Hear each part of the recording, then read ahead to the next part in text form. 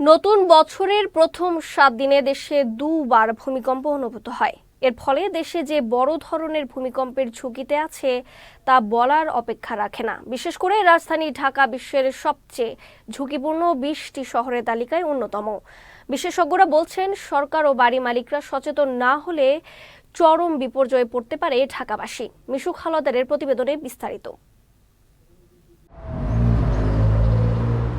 2024 সাল থেকে 60টিরও বেশি ভূমিকম্প রেকর্ড করা হয়েছে, আর এজন্য দুর্যোগ মোকাবেলায় প্রস্তুতি জরুরি বলে মনে করেন নগর বিশেষজ্ঞরা।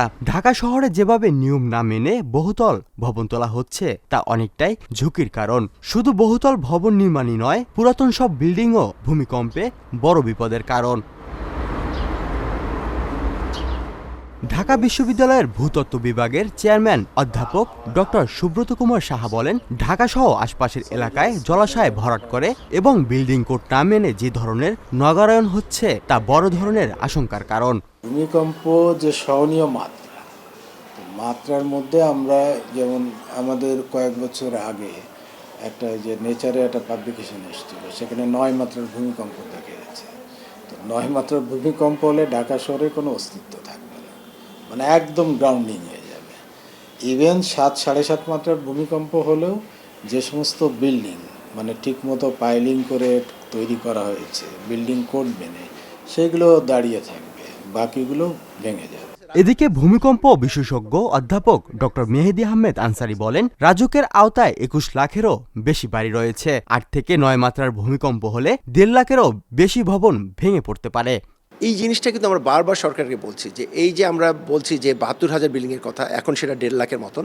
এই বিল্ডিংগুলোকে চেক করে দুইটা কাজ, একটা হচ্ছে নতুন ভবন নির্মাণ করলে বিল্ডিং কোড অনুযায়ী করতে হবে যাতে ব্যত্যয় না হয়, আর পুরনো বিল্ডিং যেগুলো ব্যত্যয় করে করা হচ্ছে সেগুলোকে নিরীক্ষণ করে ওগুলোকে মজবুতীকরণ। তো সেই পদক্ষেপগুলো তো আমরা কোনোদিনই নেইনি, এবং আমরা কিন্তু এখন বসে আছি কখন রানা প্লাজার মতো আবার একটা ঘটনা ঘটে, কখন আবার টার্কির মতো একটা ঘটনা ঘটে, এবং সেটা আসলে কিন্তু আমাদের জন্য খুব একটা সুখকর ঘটনা হবে না। অনেক লোক হতাহত হবে, অনেক ভবন ভেঙে যাবে।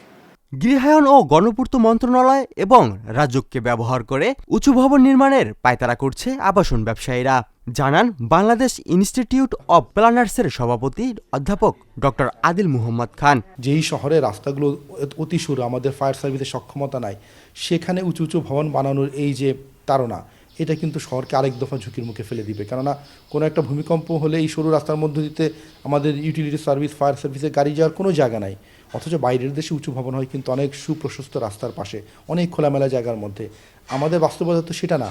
অথচ মন্ত্রণালয় এবং রাজুকের যেই আগ্রহ আমাদের এই যে আবাসন ব্যবসায়ীদের প্ররোচনায়, অথচ তারা কিন্তু পরিকল্পনাবিদ বা যারা স্বর্ণীয় ভাবেন তাদের কথাই কর্ণপাত করছেন না। এটা একটা বিস্ময়কর বিষয় এবং হতাশাজনক বিষয়। আগামী দিনে ভূমিকম্পের মতো ভয়াবহ দুর্যোগ থেকে বাঁচতে সরকার ও বাড়ির মালিকদের সচেতন হওয়ার পরামর্শ নগর বিশ্লেষকদের।